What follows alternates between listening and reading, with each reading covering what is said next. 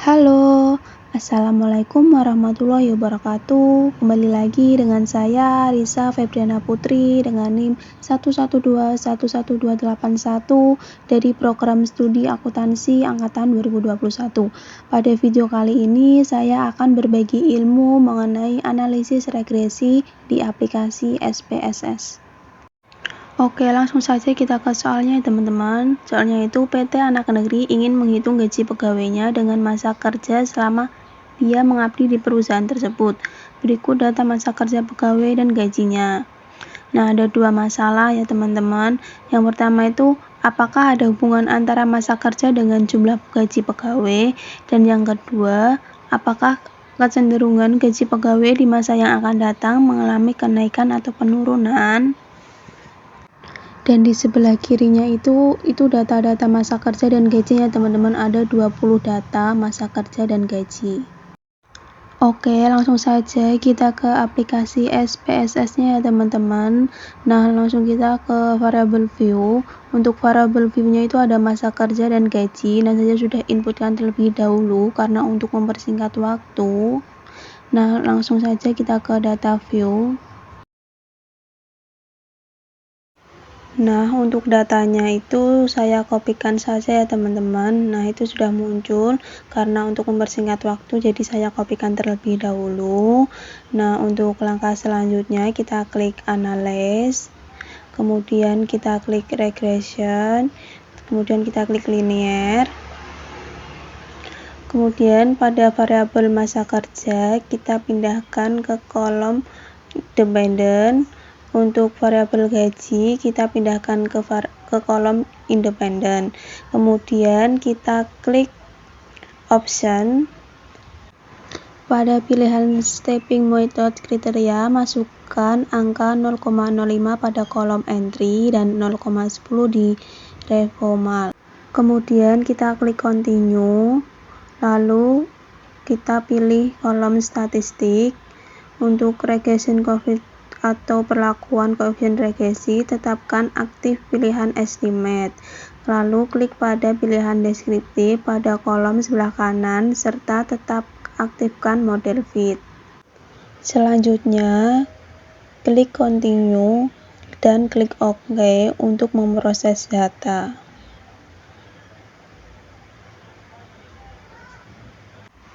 Nah, ini outputnya sudah muncul ya teman-teman.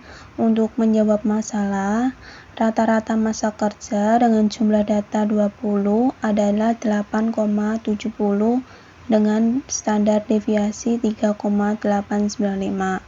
Untuk rata-rata gaji dengan jumlah data 20 adalah 675,00 dengan standar deviasi 213,060. Nah, kemudian kembali lagi ke soalnya. Untuk menjawab masalah nomor 1 itu, apakah ada hubungan antara masa kerja dengan jumlah gaji pegawai? Dari hasil perhitungan didapatkan angka korelasi antara masa kerja dengan gaji yang dihitung dengan koefisien korelasi adalah sebesar 0,926. Artinya, hubungan kedua variabel tersebut sangat kuat. Korelasi positif menunjukkan bahwa hubungan antara masa kerja dengan gaji searah. Artinya, jika semakin besar gaji akan membuat masa kerja cenderung akan meningkat. Untuk melihat hubungan antara variabel masa kerja dengan gaji signifikan atau tidak dapat dilihat dari angka probabilitas atau SIG sebesar 0,00 yang lebih kecil dari 0,05. Ketentuan mengatakan jika angka probabilitas kurang dari 0,05, maka ada hubungan yang signifikan antara kedua variabel tersebut dan sebaliknya. Nah, untuk masalah nomor 2 itu, apakah kecenderungan gaji pegawai di masa yang akan datang mengalami kenaikan atau penurunan? Untuk kepentingan tersebut, kita menggunakan angka-angka di atas pada bagian predicted value. Cara melihatnya itu membandingkan antara data gaji pegawai penelitian awal dengan data gaji pegawai hasil prediksi. Jika ingin mengetahui cara perhitungannya, yaitu dengan cara Y sama dengan A plus B kali X. Untuk Y-nya itu adalah gaji, sedangkan A adalah angka konstan dari adjusted coefficient, sedangkan B adalah angka koefisien variabel masa kerja. Untuk X-nya adalah angka masa kerja pada daerah. Nah, untuk menjawab masalah nomor 2, kita kembali lagi ke aplikasi SPSS ya teman-teman. Caranya sama. Kita klik analyze, selanjutnya kita klik regression, lalu kita pilih linear. Selanjutnya pindahkan variabel gaji pada kolom dependent, sedangkan variabel masa kerja kita pindahkan ke kolom dependent. Kemudian kita klik option pada pilihan stepping method kriteria, masukkan angka 0,05 pada kolom entry, sedangkan 0,10 di kolom removal. Beri tanda pada include constant in content, kita klik centang pada pilihan missing value, centang exclude cases list ways, lalu kita klik continue. Kemudian kita pilih kolom statistik. Untuk bagian regression coefficient atau perlakuan koefisien regresi, tetap aktifkan pilih estimate.